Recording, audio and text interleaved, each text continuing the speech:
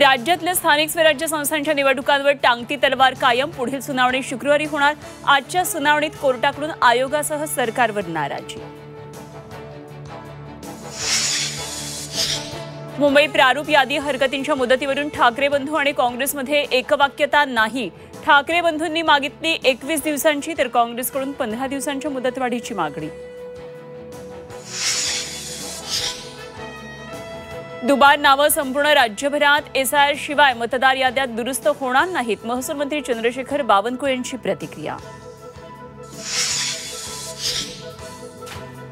तिजोरीच्या चाव्या तुमच्याकडे, तिजोरी मालक आमच्याकडे। निधी वाटपावरून चंद्रकांत पाटलांचा अजित पवारांवर निशाणा। मुंबई मनसेशिवाय मवियाला बहुमत मिळणं कठीण। मुंबईतील 22 प्रभागांमध्ये मनसेची ताकद। मुंबईत मनसेसोबत जाण्यास काँग्रेसचा नकार कायम। पंतप्रधान नरेंद्र मोदी आणि सरसंघचालकांच्या हस्ते अयोध्येतील राम मंदिरावर धर्मध्वजाचं अनावरण। ध्वजारोहणादरम्यान पंतप्रधान नरेंद्र मोदी भावूक। गुलामीच्या मानसिकतेमुळे अनेक पिढ्यांचं नुकसान। देशाला गुलामगिरीच्या मानसिकतेतून मुक्त करायचंय। वर्तमानासोबत भविष्याचाही विचार करून काम करायचंय। पंतप्रधान मोदींनी व्यक्त केला निर्धार।